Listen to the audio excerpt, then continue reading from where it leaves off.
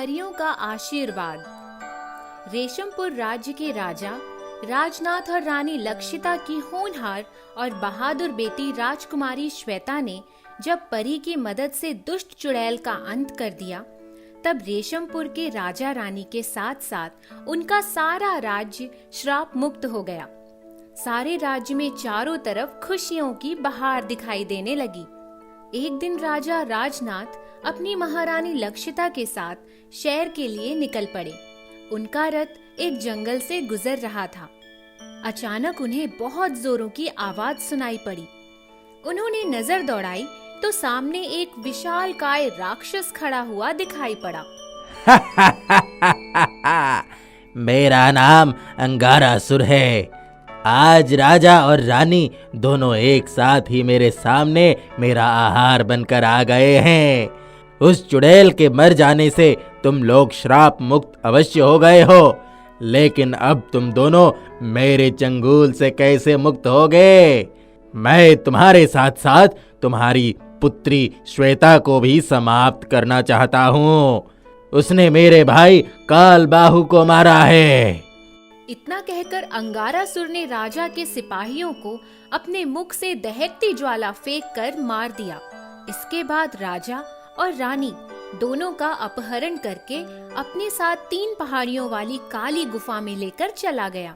राजा का खाली रथ जब राज्य में पहुंचा, तब उनकी पुत्री राजकुमारी श्वेता को बहुत आश्चर्य और दुख हुआ। एक सिपाही जो मरा नहीं घायल हुआ था, उसने राजकुमारी को सारा हाल कह सुनाया।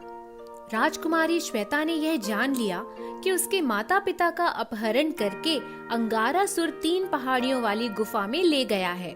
मैं अपने माता पिता को उस राक्षस के चंगुल से छुड़ाकर ले आऊंगी। हे प्रभु, मुझे वह सामर्थ्य दीजिए। राजकुमारी श्वेता घोड़े पर सवार होकर जंगल की तरफ चल पड़ी। उसने अपनी चमत्कारी मोजों वाली तलवार को हाथ में लेकर अंतिम परी को याद किया, जिसने उसे दुष्ट चुड़ैल को मारने का रास्ता दिखाया था। राजकुमारी की दिली पुकार सुनकर वह परी वहाँ शीघ्र ही प्रकट हो गई। क्या बात है राजकुमारी, तुम्हारे चेहरे पर चिंता की लकीरें बता रही हैं कि कोई बड़ा संकट आया है। रानी परी, एक राक्षस अंगारासुर ने मेरे माता पिता का अपहरण कर लिया है। वह उन्हें 3 पहाड़ियों वाली काली गुफा में लेकर गया है। मुझे अपने माता पिता को उसके चंगुल से छुड़ाना है। राजकुमारी, अंगारासुर बहुत ही मायावी और बलशाली राक्षस है। उसे मारने के लिए तुम्हें इस मोजो तलवार के अलावा भी एक दिव्य शक्ति की आवश्यकता है। उस दिव्य शक्ति का नाम है अमर ढाल। अमर ढाल के द्वारा ही उस राक्षस के अग्निवार को रोका जा सकता है। हे परी रानी, मुझे वह अमर ढाल कहाँ मिलेगी? राजकुमारी, वह अमर ढाल अंगारासुर के ही भाई आतापी से ही मिल सकती है। उससे यह ढाल प्राप्त करना बहुत टेढ़ी खीर है। उसे मारना बहुत ही मुश्किल है। हे परी रानी, कोई तो उपाय होगा जिससे आतापी का वध किया जा सके। एक रास्ता है।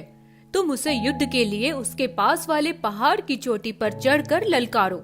उसे एक ऋषि द्वारा श्राप मिला है कि यदि वह पहाड़ की चोटी पर चढ़ा तो अपने आप उसकी मृत्यु हो जाएगी।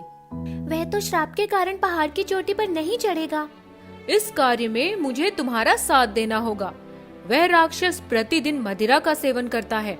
मैं उसकी मदिरा में एक भूलने वाली जड़ी बूटी मिला दूंगी। वह जड़ी बूटी मिश्रित मदिरा को पीते ही अपने श्राप को भूल जाएगा और तुमसे युद्ध करने के लिए पहाड़ की चोटी पर चढ़ जाएगा। इस तरह से वह अपने आप मारा जाएगा। तुम्हारे लिए वह अमर ढाल छोड़ जाएगा। राजकुमारी श्वेता घोड़े पर सवार होकर उस पहाड़ी के पास पहुंच गई, जिसके निकट राक्षस आतापी रहता था। राजकुमारी पहाड़ी की चोटी पर चढ़ गई और परी ने बड़ी ही चालाकी से राक्षस की मदिरा में भूलने वाली जड़ी बूटी मिला दी। कुछ ही देर के बाद राक्षस आतापी ने मदिरा का सेवन किया। इसके बाद उसे पहाड़ की चोटी पर से राजकुमारी श्वेता की ललकार सुनाई पड़ी। हे दुष्ट राक्षस आतापी, मैं राजकुमारी श्वेता तुझे युद्ध के लिए ललकार रही हूँ। कहाँ छुपकर बैठा है कायर? आगे बढ़, मुझसे युद्ध कर। राक्षस आतापी अपनी गुफा से बाहर आया और अपने हाथ में खड्ग और अमर ढाल लेकर आगे बढ़ा और उसके कदम लड़खड़ाए, फिर गिर पड़ा। नशे के कारण वह बेहोश हो गया। उसकी अमर ढाल भी नीचे दब गई थी। राजकुमारी और परी दोनों को बड़ी चिंता होने लगी। अरे अब क्या होगा? वह तो अधिक नशे के कारण उठ भी नहीं पा रहा है। यदि वह यहाँ से उठा नहीं, ऊपर गया नहीं, तो मर भी नहीं सकता। इस तरह अमर ढाल भी हाथ में आने से रही। हे भगवान, इसे होश में लाओ। इसका चोटी पर आना बहुत जरूरी है। अमर ढाल पाना मेरी मजबूरी है। दुष्ट राक्षस, आंखें खोल, मुंह से कुछ बोल। चोटी पर जल्दी से चढ़, मुझसे युद्ध कर। राक्षस फिर भी नहीं उठा और राजकुमारी निराश हो गई। इतने में अचानक राक्षस ने आंखें खोली और पहाड़ी पर चढ़ने लगा। कुछ ही देर में वह चोटी पर पहुंच गया। वहां पहुंचते ही उसकी मृत्यु हो गई और वह लुढ़क कर नीचे आने लगा। उसकी अमर ढाल भी खाई में चली गई। राजकुमारी फिर उदास हो गई। राजकुमारी अब क्यों उदास हो गई? अमर ढाल तो खाई में चली गई, अब कैसे मिलेगी? ये परी उड़ेगी, अमर ढाल मिलेगी। परी वहां से उड़ी और खाई में पहुंच गई। उसने ढाल उठाई और पलक झपकते ही राजकुमारी के सामने खड़ी हो गई। राजकुमारी, यह लो अमर ढाल, अब दिखाओ अपना कमाल। धन्यवाद परी रानी। अब मैं 3 पहाड़ी वाली गुफा के पास जा रही हूँ, मुझे आशीर्वाद दीजिए। मेरा आशीर्वाद तुम्हारे साथ है, ईश्वर तुम्हें विजयी बनाए। राजकुमारी श्वेता 3 पहाड़ी वाली गुफा के पास पहुँच गई और उसने अंगारासुर राक्षस को ललकारा। हे दुष्ट अंगारासुर, बाहर निकल, मुझसे युद्ध कर। कहाँ छुप कर बैठा है कायर? अंगारासुर क्रोधित होकर बाहर निकल आया। एक चींटी शेर को ललकार रही है। मुझे विश्वास था तू जरूर आएगी, इसीलिए तेरे माता पिता को मैंने जीवित रखा है। अब तीनों की चिता साथ में जलेगी। हे दुष्ट, तू अपने चिता के लिए लकड़ी इकट्ठा कर ले। राजकुमारी ढाल तलवार लेकर युद्ध के लिए आगे बढ़ गई। दोनों तरफ से वार प्रतिकार होने लगे। श्वेता भी वीरता से लड़ रही थी। राक्षस भी पीछे नहीं हट रहा था। राक्षस ने अग्निवार किया और श्वेता ने अमर ढाल पर उसे रोक लिया। अरे, ये अमर ढाल तुम्हारे पास कैसे आ गई? क्या तुमने मेरे भाई का वध कर दिया? तुम्हारा भाई चोटी पर चला गया और अपने आप मर गया। उसकी अमर ढाल मुझे मिल गई। तुमने छल किया है।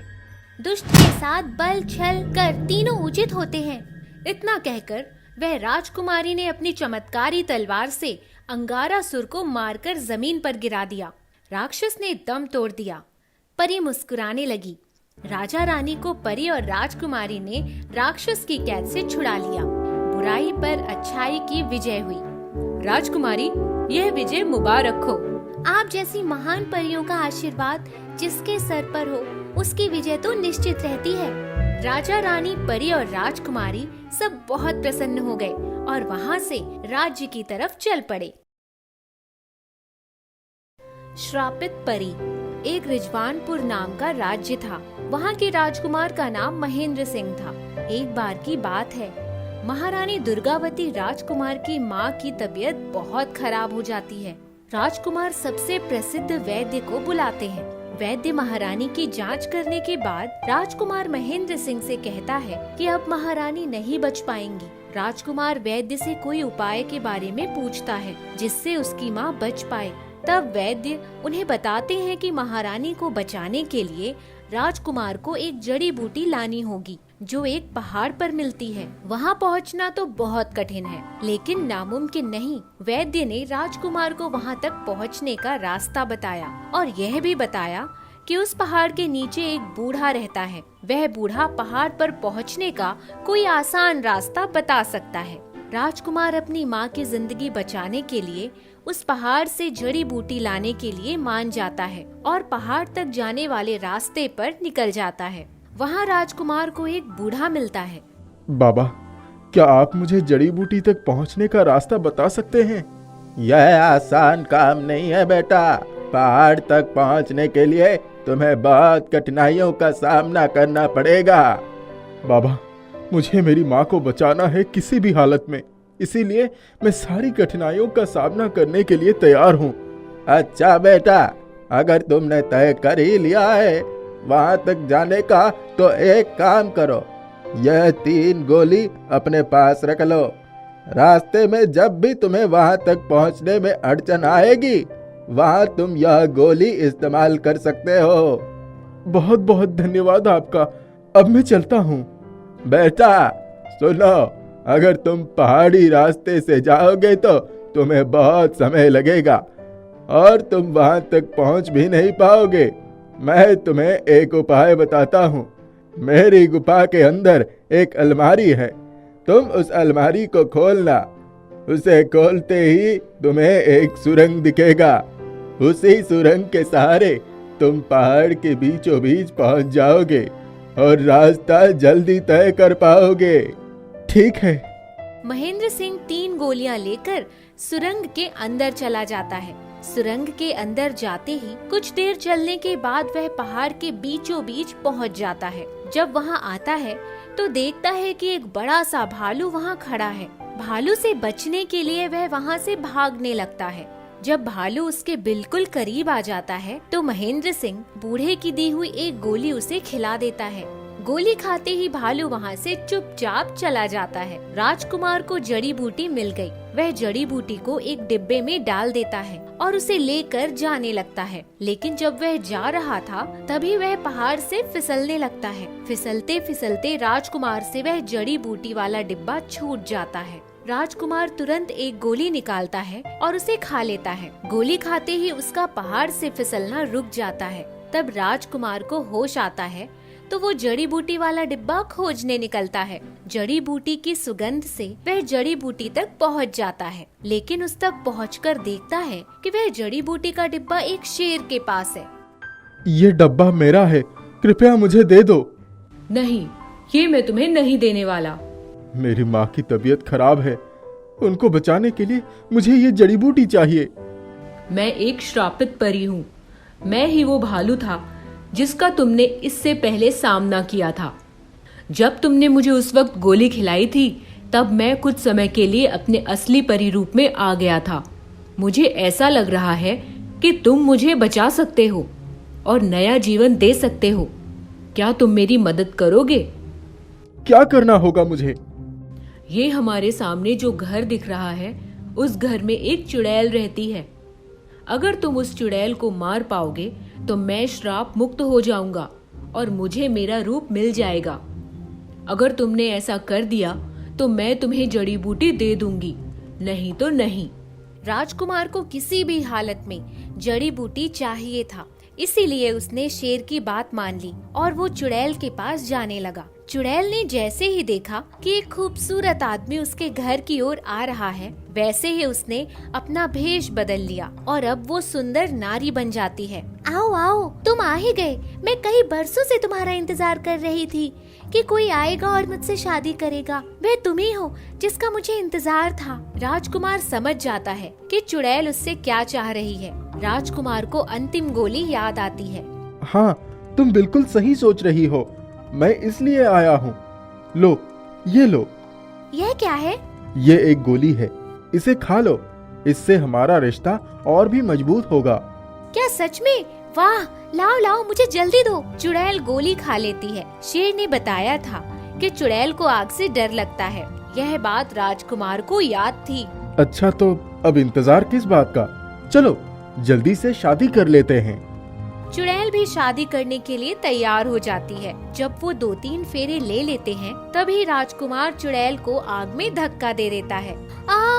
बचाओ मुझे, बचाओ। चुड़ैल की आग में जाते ही शेर एक सुंदर सी परी में बदल जाता है। तुमने तो मुझे श्राप से मुक्त करवा दिया। वाह, यह लो तुम्हारी जड़ी बूटी और चिंता करने की कोई जरूरत नहीं। मैं खुद तुम्हें तुम्हारी माँ तक पहुँचा दूंगी। परी अपनी छड़ी निकालती है और राजकुमार का हाथ पकड़ती है। एक बार छड़ी घुमाते ही राजकुमार अपनी माँ के पास पहुँच जाता है। राजकुमार माँ को जड़ी बूटी देता है। जड़ी बूटी देते ही राजकुमार की माँ की तबीयत ठीक हो जाती है और वह बिल्कुल स्वस्थ हो जाती है। राजकुमार बहुत खुश होता है और अब सब कुछ अच्छे से चलने लगता है।